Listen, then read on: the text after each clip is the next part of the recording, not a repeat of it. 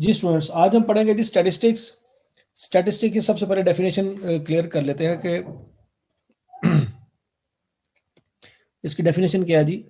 The science of collection, presentation, analysis and interpretation of numerical data is called statistics.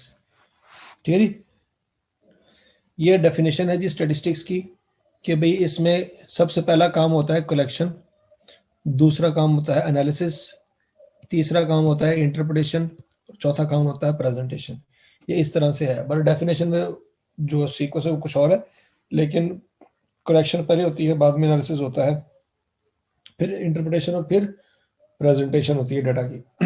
अब देखें, जिस तरह से फर्ज करें, मैं आपको एग्जांपल लेता हूं कि स्टैटिस्टिक्स कैसे हमारी डेली लाइफ में अप्लाई होती है।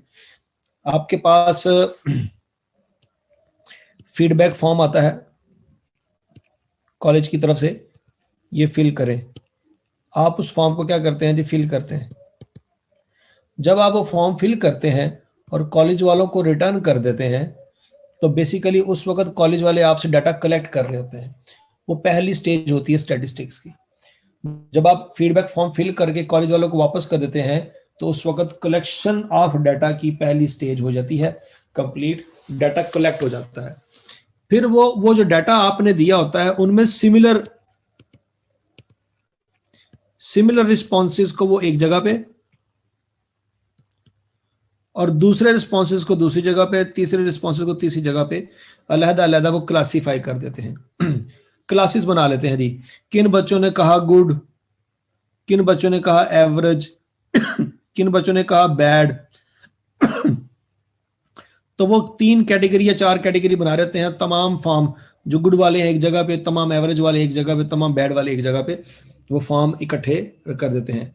ये वो बेसिकली जो काम करते हैं, ये इसको कहते हैं एनालिसिस। वो डाटा का करते हैं एनालिसिस। अब डाटा का एनालिसिस करने के बाद अगली स्टेज जो आती है, वो आती है इंटरप्रिटेशन की।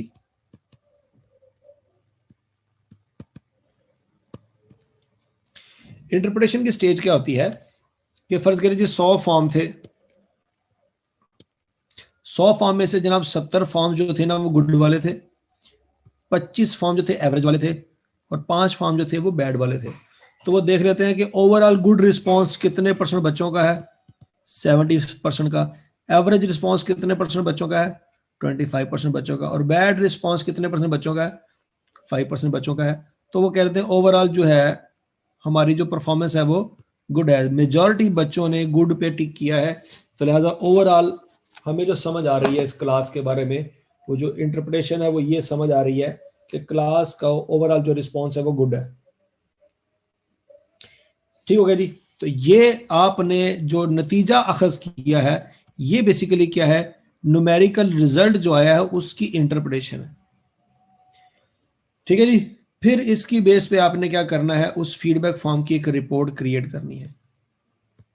रिपोर्ट क्रिएट करने के भी 2 तरीके हो सकते हैं। एक हो सकता है कि आप थ्योरी लिखें, 7 पेजेस की थ्योरी लिख दें पूरी, कि आपने कैसे डाटा इकट्ठा किया, कैसे रिकॉर्ड किया, कैसे आपने उसके लिए समरीज तैयार किए, कहाँ पे कंप्यूटर पे कौन कौन से पेजेस आपने यूज किए, वगैरह वगैरह।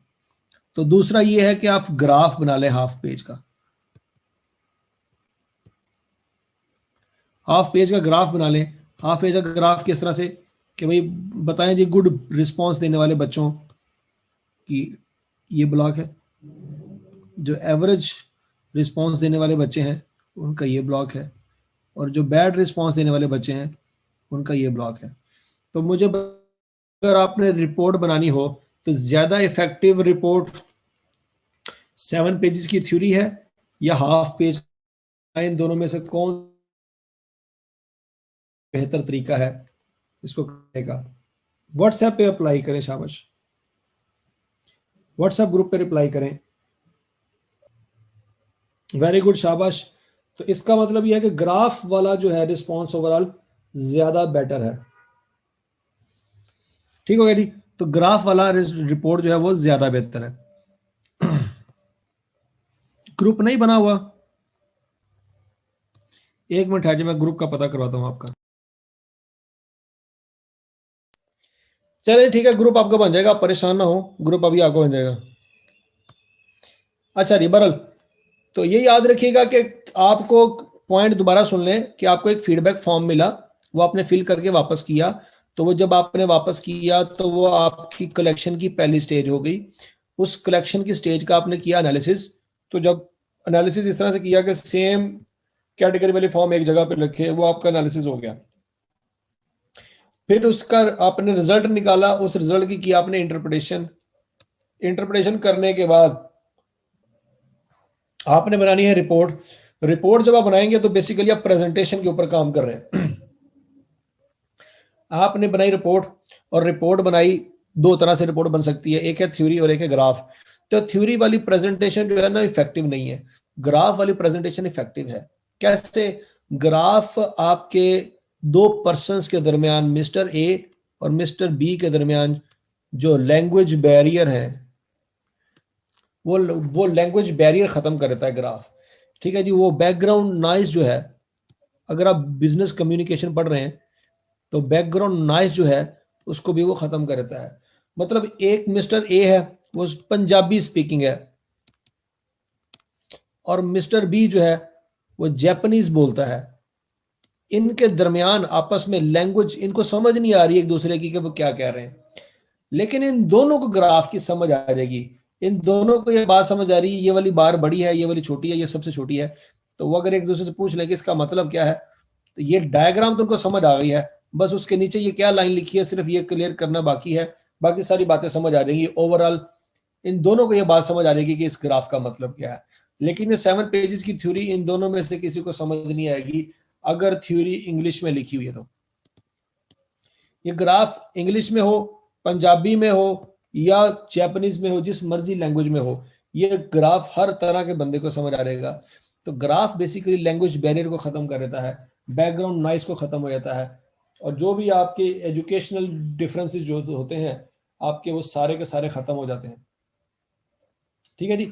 तो ग्राफ का ये फायदा होता है कि ग्राफ से बातें बड़ी जल्दी क्लियर हो जाती हैं। यहां तक की बात समझ आ गई जी आपको? ये बात आपने इसी तरह से याद रखनी है। तो statistics is the branch of science that deals with collection, presentation, analysis and interpretation of numerical data. That branch is called statistics. हाँ जी, यहां तक ये डेफिनेशन क्लियर होगी आपको। अब आगे सुन लीजिए टाइप्स ऑफ स्टैटिस्टिक्स। स्टैटिस्टिक्स की आपने टाइप्स याद रखनी है कि टाइप्स ऑफ स्टैटिस्टिक्स जो होती हैं, देयर आर 2 टाइप्स।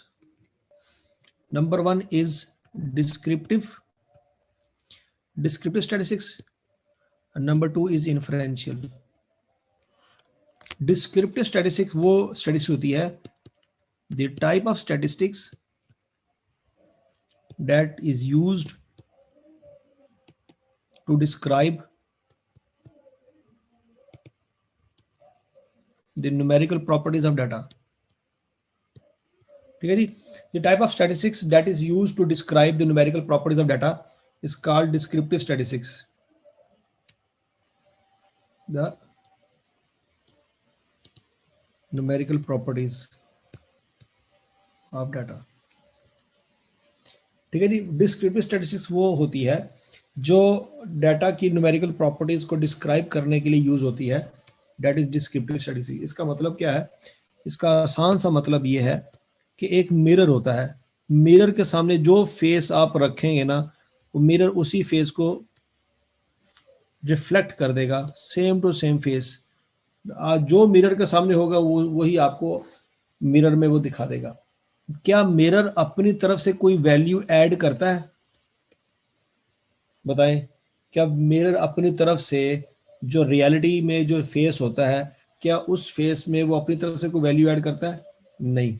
क्या कोई वैल्यू माइनस करता है? नहीं। क्या मतलब है? जो जैसा चेहरा होगा वो वैसा दिखा देगा, अपनी तरफ से कोई वैल्यू ऐड नहीं करता, कोई वैल्यू लेस नहीं करता। ठीक है जी। मिरर जो काम करता है वही काम करेगा डिस्क्रिप्टिव स्टैटिस्टिक्स। मतलब जो डाटा की प्रॉपर्टी होगी वही वो शो कर देगा। फॉर एग्जांपल डाटा की प्रॉपर्टी से मुराद क्या है?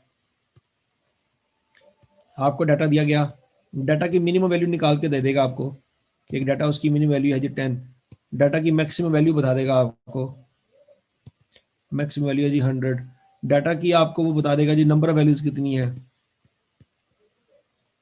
नंबर ऑफ वैल्यूज फर्ज जी 20 है, वो बता देगा जी डाटा की एवरेज,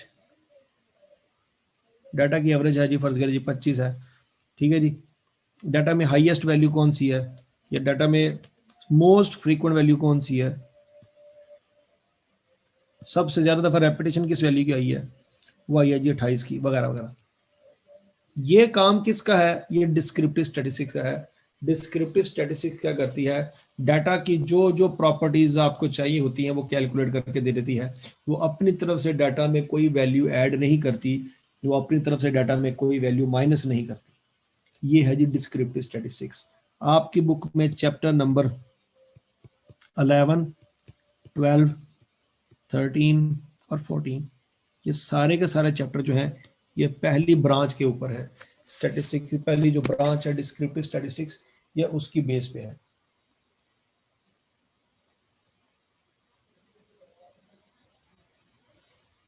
ये बात समझ आ गई है जी। अच्छा जी, इन्फ्रेंशियल स्टैटिस्टिक्स ये दूसरी टाइप है। The type of statistics that is used to make an inference about the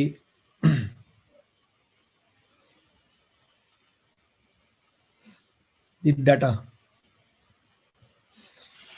The type of statistics that is used to make an inference about the data. और inference का मतलब होता है opinion। वो statistics की branch जो data के बारे में एक ओपिनियन बनाने के लिए यूज होती है, उसको हम कहते हैं जी इन्फरेंशियल स्टैटिस्टिक्स। ठीक है जी, ये बात समझ आ रही है, ये बात आपने अच्छी तरह से याद रखनी है। अब क्या मतलब है इसका, मतलब ये है कि फर्ज करें 2016 में एक कंपनी थी, कंपनी ए, उसको नेट प्रॉफिट आया 1 लाख। 2017 में नेट प्रॉफिट आया, 2017 में नेट लॉस आया 50,000 का नेगेटिव। 2018 में फिर नेट प्रॉफिट आया 1.5 लाख। 2019 में नेट लॉस आया -2 लाख। 2020 में नेट प्रॉफिट आया 3 लाख और 2021 अभी नहीं आया। और आप सोच रहे हैं कि क्या उस कंपनी में इन्वेस्ट किया जाए या ना किया जाए। मुझे बताएं, ये हिस्ट्री है 2016 से लेकर 2020 तक एक कंपनी की हिस्ट्री है आपके सामने। इस हिस्ट्री को सामने रख के आपने एक ओपिनियन बनाना है, ओपिनियन बनाना है इस कंपनी के बारे में कि क्या इसमें इन्वेस्टमेंट करनी चाहिए या नहीं करनी चाहिए। तो बताएं आपका क्या रिप्लाई होगा, क्या आप इस कंपनी में इन्वेस्टमेंट करेंगे या नहीं करेंगे। बताएं, शाबाश शाबाश शाबाश शाबाश। ठीक है जी। तो 2021 में आपने इसमें इन्वेस्टमेंट करनी है, आपका ओपिनियन यह है कि इस कंपनी में इन्वेस्टमेंट नहीं करनी चाहिए। अब 2016 से लेकर 2020 तक जो डाटा है दैट इज हिस्ट्री, हिस्ट्री। और 2021 जो आना है दैट इज फ्यूचर। ये बात समझ आ रही है। 2016 से लेकर 2020 तक का जो डाटा है दैट इज हिस्ट्री, वो गुजर चुका है। वो जो डाटा है आपके पास वो एक्चुअल डाटा है, वो एक्चुअल डाटा है। और 2021 अभी आया नहीं है, 2021 आपका है फ्यूचर। हम कर क्या रहे हैं, हम हिस्ट्री की बेस पे हिस्टोरिकल डाटा को यूज करके ये डिसाइड कर रहे हैं कि क्या फ्यूचर में कोई काम करना चाहिए या नहीं करना चाहिए। तो जिस वक्त हम हिस्टोरिकल डाटा के ऊपर एनालिसिस कर रहे हैं वो काम करेगा डिस्क्रिप्टिव स्टैटिस्टिक। डिस्क्रिप्टिव स्टैटिस्टिक्स जो एक्चुअल डाटा होता है इसको यूज करके उसमें से हमें रिजल्ट देता है, लेकिन वो रिजल्ट की बेस पे हमने फ्यूचर में कोई काम करना है या नहीं करना उसका हम बनाएंगे ओपिनियन, क्योंकि फ्यूचर में डाटा अभी हमारे पास अवेलेबल नहीं है। फ्यूचर में हमारे पास अभी डाटा अवेलेबल नहीं है, लेकिन फ्यूचर के बारे में हम एक ओपिनियन बनाने जा रहे हैं। तो जिस वक्त हम एक ओपिनियन बनाने जा रहे हैं वो काम होता है इन्फरेंशियल का, वो काम होता है इन्फरेंशियल स्टैटिस्टिक्स का। डिस्क्रिप्टिव स्टैटिस्टिक्स माजी के डाटा को यूज करती है और हमें आंसर बता देती है, कब प्रॉफिट आया, कब लॉस आया, कब प्रॉफिट कब लॉस, ये कहानी कौन बताएगा? डिस्क्रिप्टिव। अब डिस्क्रिप्टिव के डाटा को यूज करके हमने सोचना है कि फ्यूचर में क्या करना चाहिए। तो जब हम एक ओपिनियन बनाएंगे फ्यूचर के बारे में, वो उस वक्त हम जो स्टैटिस्टिक्स यूज कर रहे होंगे वो स्टैटिस्टिक्स होगी इन्फरेंशियल स्टैटिस्टिक्स। हाँ जी, मुझे बात समझाएं, क्या आपको ये दोनों क्लियर हो गए? डिस्क्रिप्टिव स्टैटिस्टिक्स और इन्फरेंशियल स्टैटिस्टिक्स दोनों में फर्क समझ आ गया आपको? Very good. तो इन्फरेंशियल स्टैटिस्टिक्स जो होती है वो बेसिकली प्रोबेबिलिटी थ्योरी को यूज करती है, प्रोबेबिलिटी थ्योरी को यूज करती है। आपके बुक में चैप्टर नंबर 15 से लेके चैप्टर नंबर 19 तक जितने भी चैप्टर हैं वो इन्फरेंशियल स्टैटिस्टिक्स के ऊपर बेस्ड है। चैप्टर 11 से लेकर 14 तक डिस्क्रिप्टिव वाले हैं, 15 से लेकर 19 तक इन्फरेंशियल वाले हैं। पूरी बुक में 9 चैप्टर हैं, किस तरह से डिवाइड हो रही है, बात समझ आ रही है आपको? ठीक है जी, ये बात आपने इसी तरह से याद रखनी है। टाइप्स ऑफ स्टैटिस्टिक्स भी आपको समझ आ गई हैं। अब आगे सम इंपॉर्टेंट डेफिनेशंस हैं, वो मजीद आपने क्लियर करनी है। Data and information.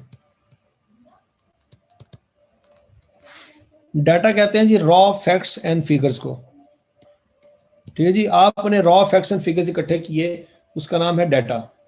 Raw facts and figures को जब मीनिंगफुल फॉर्म में कन्वर्ट कर दिया,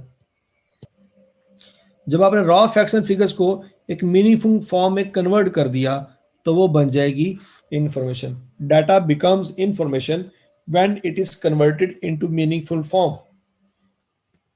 ये बात समझ आ गई है जी आपको? Data becomes information when it is converted into A meaningful form. ये डेफिनेशन क्लियर है? शाबाश, बता दें। अच्छा जी, आपकी बुक लिखी हुई है, ये आई कैप की बुक नजर आ रही है आपको? ये बुक क्लियर है, सब नजर आ रही है सबको बुक ये वाली? ठीक है जी, ये बुक है, ये बुक आपने ये बेसिकली मैं बात कर रहा हूँ, ये डिस्क्रिप्टिव एंड इन्फरेंशियल स्टैटिस्टिक्स, ये हमने पढ़ ली है। अब आ गया जी data information. Data is a term that refers to facts. जो फैक्ट्स होते हैं उसको हम क्या कहते हैं जी? Data. It must be turn into information in order for it to become useful. अगर आप उसको यूजफुल करना चाहते हैं तो उसको किस में कन्वर्ट कर दें? इंफॉर्मेशन में कन्वर्ट कर दें। Information is derived from facts that have been processed, structured and analysed. वो जो फैक्ट्स डाटा को कहते हैं, डाटा जिसको फैक्ट कहता है, वो कहता है अगर उसको प्रोसेस किया जाए, स्ट्रक्चर किया जाए, एनालाइज किया जाए तो वो बन जाते हैं इंफॉर्मेशन। डाटा और इंफॉर्मेशन में फर्क समझ आ रहा है आपको? ये पेज नंबर है जी आपके पास 244 पेज है आपके पास, 244। अब आगे ये क्या कहते हैं, एग्जाम पॉइंट ऑफ व्यू से ये चीजें बहुत इंपॉर्टेंट है। ये आपको ये पहला एमसीक्यूज है जो इसमें से आ सकता है कि गुड इंफॉर्मेशन की क्वालिटीज क्या क्या होती हैं। In order to be useful information should be complete. सीधी सी बात है, आपकी इंफॉर्मेशन जो होनी चाहिए वो क्या होनी चाहिए? वो कंप्लीट होनी चाहिए। ये बात समझ आ रही है? फॉर एग्जाम्पल, आप किसी शॉप पे जाते हैं और शॉप पे जाके कहते हैं जी आप कि जी शुगर दे दें, शुगर दे दें, तो क्या शॉप ऑनर बगैर आपसे वेट पूछे, कोई अमाउंट पूछे, क्वांटिटी पूछे आपको शुगर दे सकता है? आप शॉप ऑनर को जाके कहते हैं जी मुझे जी चीनी दे दें, तो वो आपकी बात 100% समझ गया? वो नहीं समझा। सीधी सी बात है, वो नहीं समझा। जब तक आप उसको वेट नहीं बताएंगे कि कितना केजी आपको चीनी चाहिए, तब तक इंफॉर्मेशन कंप्लीट नहीं होगी। तो इंफॉर्मेशन यूजफुल उसी वक्त हो सकती है जब वो कंप्लीट हो। अगर इनकम्प्लीट इंफॉर्मेशन है तो याद रखो उसका कोई फायदा नहीं है। ये बात समझ आ गई है? ये बात आपने अच्छी तरह से याद रखना है। ठीक हो गया जी? अब उसके बाद है जी दूसरी बात, रेलिवेंट एंड सिग्निफिकेंट।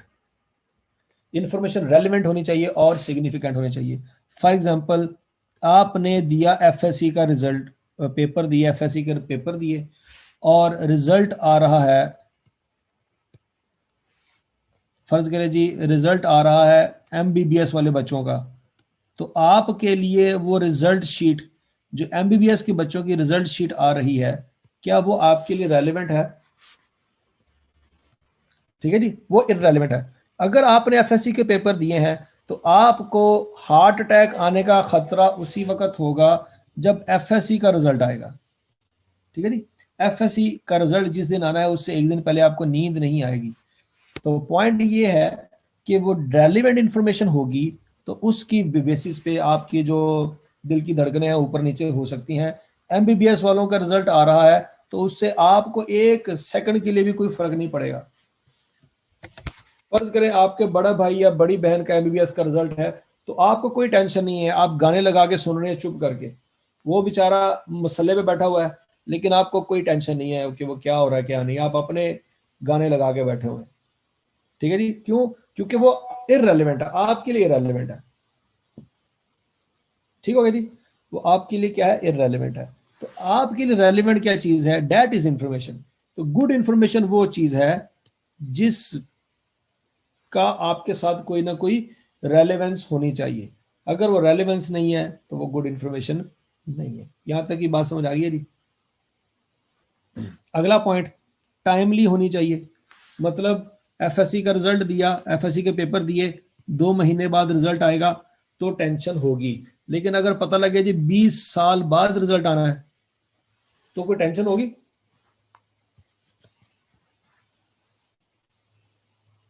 सोचे जरा, महीने 2 महीने बाद रिजल्ट आएगा तो बात समझ आती है, लेकिन अगर 20 साल बाद रिजल्ट आएगा तब तक तो शादियां हो चुकी होंगी, बच्चे हो चुके होंगे और उन बच्चों के भी एफएससी के पेपर हो चुके होंगे, तब तो टेंशन ही नहीं है।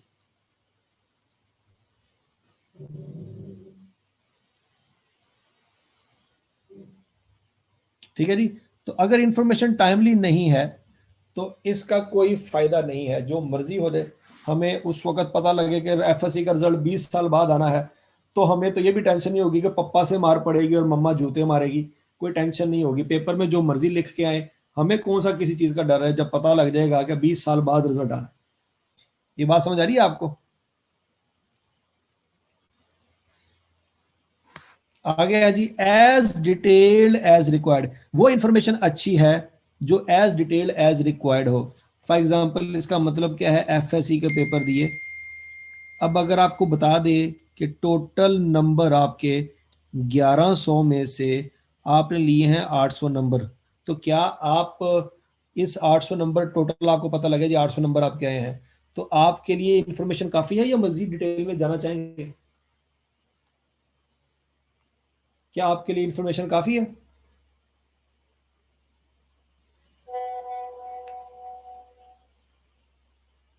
ठीक है जी, आप कहेंगे कि नहीं 800 यार पता तो लगे, मेरे उर्दू में कितने नंबर आए हैं, मेरे इंग्लिश में नंबर कितने आए हैं, मेरे क्या कहते हैं बायो में कितने नंबर आए हैं, मेरे फिजिक्स में कितने नंबर आए हैं। आप डिटेल में जाना चाहेंगे, इवन के बायो में तो मजीद डिटेल में जाना चाहेंगे कि मेरे प्रैक्टिकल में कितने नंबर आए हैं और थ्योरी में कितने नंबर आए हैं। ठीक है जी, वो जो पेपर जिसमें नकल मारी थी, सारे का सारे एमसीक्यूज मैंने साथ वाले से लेके देख के लिखे थे, उसमें क्या बना? बात समझ लगी है? वो जो मैं खुद नहीं कर सकता था उसमें क्या बना? तो पता तो लगे कि जो नकल मारी थी उसमें नंबर कम आया, तो जो जिस बंदे से नकल मारी थी वो बंदा भी फारग था। ठीक है जी, कि वो साथ वाला जो बड़ी शोखी मार रहा था उसको भी कुछ नहीं आता जाता था, उसकी वजह से अपना पेपर भी बड़ा गर्क हो गया। तो ये डेफिनेटली आपकी रिक्वायरमेंट होगी कि भाई उस सारे का सारा क्या होना चाहिए? डिटेल होना चाहिए, एज डिटेल्ड एज रिक्वायर्ड होना चाहिए। ठीक है नहीं, सिर्फ टोटल वैल्यू हमें पता ना, उसकी डिटेल भी हमें होनी चाहिए। तो अगर डिटेल पता होगी तो वो गुड इंफॉर्मेशन है, अगर डिटेल पता नहीं होगी तो वो गुड इंफॉर्मेशन नहीं है।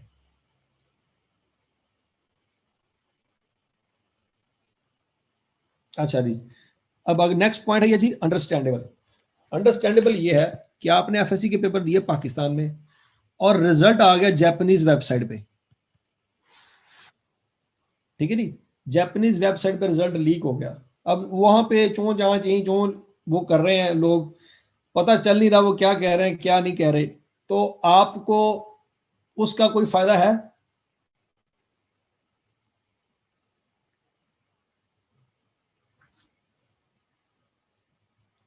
ठीक है जी, तो अगर वो जापानीज लैंग्वेज में लिखी हुई है वो आपके लिए अंडरस्टैंडेबल नहीं है, अगर अंडरस्टैंडेबल नहीं है तो चाहे आप पास हो चाहे आप फेल हो, आपको समझ नहीं आ रही। ठीक हो गया जी, तो ऐसी इंफॉर्मेशन का कोई फायदा नहीं है जो हमें समझ नहीं आती।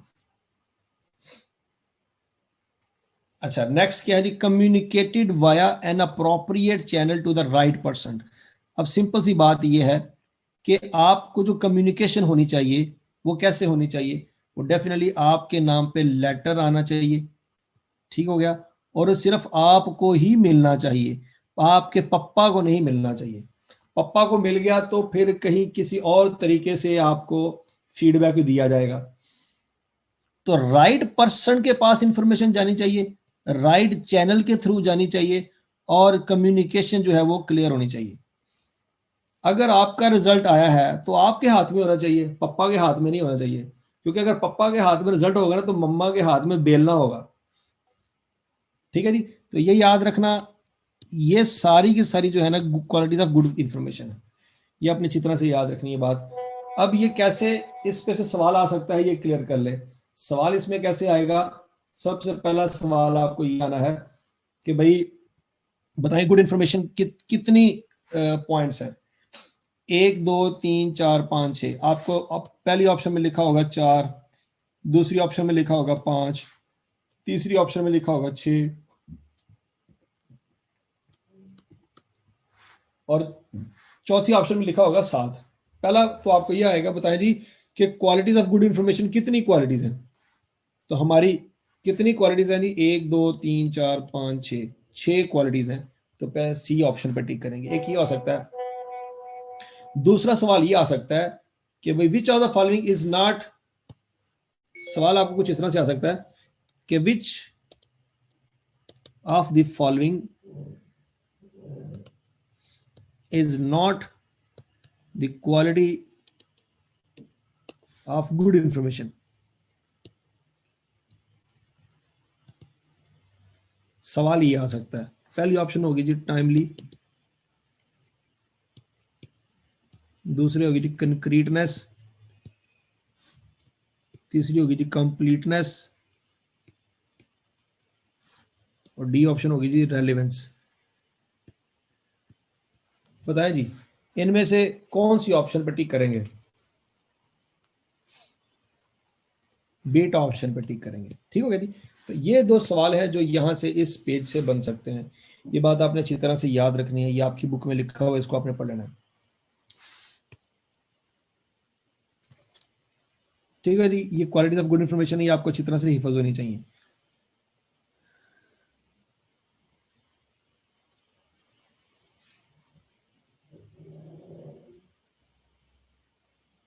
ठीक है जी, होपफुली आपको इन्फॉर्मेशन और डाटा में फर्क समझ आ गया होगा अच्छी तरह से।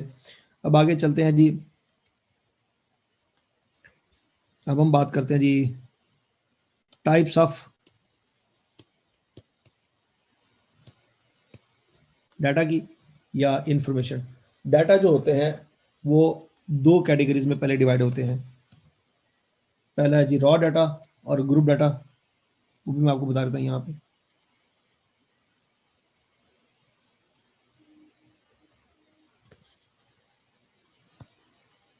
पहला है जी प्राइमरी डाटा और फिर है सेकेंडरी डाटा। प्राइमरी डाटा वो होता है जो प्राइमरी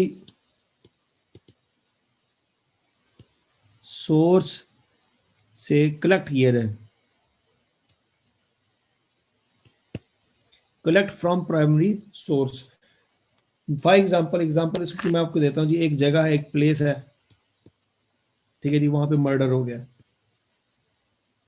ठीक है जी, मतलब रिजल्ट आया था, रिजल्ट जिस तरह का आया कि खुदकुशी करना बनती थी, खुदकुशी करने लगे, हिम्मत नहीं हुई, दोस्त ने गोली मार दी। उसने कहा यार मैं तुम्हारी हेल्प करता हूँ, तुमसे तो खुदकुशी हो नहीं रही, मैं तुम्हें गोली मार देता हूँ। उसने कर दिया मर्डर, वो भाग गया। अब पुलिस आएगी, पुलिस आएगी, उस जगह का क्या करेगी, मुआयना करेगी, वहां से एविडेंस इकट्ठे करेगी, एविडेंस इकट्ठे करेगी। वो एविडेंस जो इकट्ठे करेगी उसके कई तरीके होंगे, मतलब वो तस्वीरें भी बनाएगी, वो लोगों के बयान जो होंगे, स्टेटमेंट्स, वो रिकॉर्ड करेगी। ठीक है जी, वो फिंगरप्रिंट्स का डाटा इकट्ठा करेगी, वो सारे के सारे मौका वारदात पे जो जो भी एविडेंस अवेलेबल हो सकता है, वो सारे का सारा डाटा वो इकट्ठा करेगी। ये जो पुलिस ने सारे का सारा एविडेंस इकट्ठा किया है, इसको हम कहते हैं प्राइमरी डाटा। इसको क्या कहेंगे जी, this is called primary data. ठीक हो जी। अच्छा, फर्ज करें जी मर्डर हुआ था 2016 में।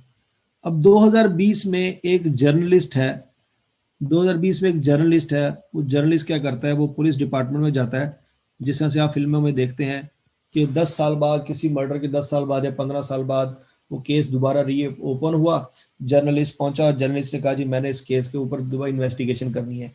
वो पुलिस थाने में पहुंचा और पुलिस वालों से कहा जी वो फलां केस की फाइल मुझे दे दे। तो पुलिस थाने वालों ने उस फलां केस की फाइल उसको निकाल के दे दी। तो जर्नलिस्ट के पास, जर्नलिस्ट ने भी एक डाटा इकट्ठा किया है। तो जर्नलिस्ट ने जो डाटा इकट्ठा किया है और पुलिस ने जो डाटा इकट्ठा किया है, क्या इन दोनों में फर्क नजर आ रहा है आपको? बताएं, शाबाश। जर्नलिस्ट ने जो डाटा इकट्ठा किया और पुलिस ने जो डाटा इकट्ठा किया, इन डाटा इकट्ठा करने के दोनों तरीके सेम है? ठीक है जी, सेम नहीं है।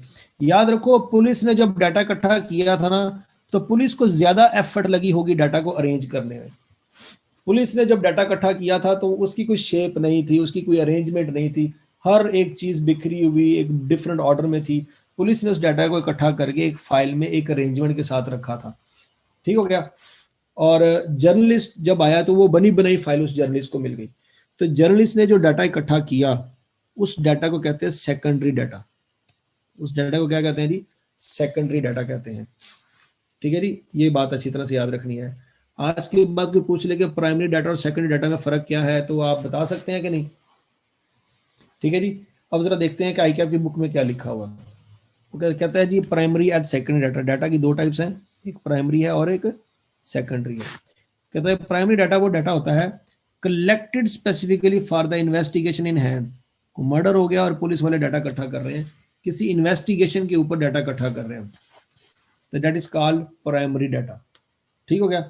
और सेकेंडरी डाटा क्या चीज है, relevant to the investigation but collected previously for some other purpose, example published statistics. वो कहता है तो रेलिवेंट इन्वेस्टिगेशन के लिए, लेकिन पहले कलेक्ट हुआ था किसी और पर्पस के लिए। मतलब पहले कलेक्ट किया था पुलिस ने, पर्पस क्या था कि मर्डरर को पकड़ना था। जर्नलिस्ट उस डाटा को पकड़ रहा है अपनी रेटिंग को इंक्रीज करने के लिए। इसका पर्पस कुछ और है जर्नलिस्ट का, लेकिन पुलिस का पर्पस कुछ और है। ठीक है जी। तो पुलिस ने शुरू में डाटा कलेक्ट किया, दैट इज प्राइमरी सोर्स, और प्राइमरी सोर्स से डाटा इकट्ठा किया वो प्राइमरी डाटा। अब जर्नलिस्ट ने डाटा इकट्ठा किया, लेकिन प्राइमरी सोर्स से इकट्ठा नहीं किया। जर्नलिस्ट उस कमरे में नहीं गया जहां पे कत्ल हुआ है, जर्नलिस्ट सीधा गया पुलिस वालों के पास, पुलिस वालों से डाटा ले लिया। तो पुलिस डिपार्टमेंट इस जर्नलिस्ट के लिए क्या है, सेकेंडरी सोर्स है। पुलिस डिपार्टमेंट क्या है जी, सेकेंडरी सोर्स है। और वो जो डाटा है वो अरेंज फॉर्म में जर्नलिस्ट को मिला है, तो उसको हम कह सकते हैं कि ये सेकेंडरी डाटा है। यहां तक की स्टोरी समझ आ गई सबको? और ये जो बुक में लिखा हुआ है ये क्लियर है सबको? अच्छा जी। उसके बाद रॉ एंड एग्रीगेटेड डाटा। अब सुने जी रॉ डाटा क्या चीज है। डाटा की मजीद दो टाइप्स हैं, रॉ डाटा और एग्रीगेटेड डाटा।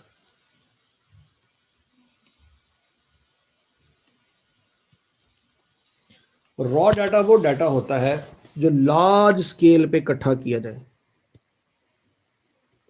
लार्ज स्केल पे। फॉर एग्जांपल मर्दमशुमारी है, पॉपुलेशन सेंसस है।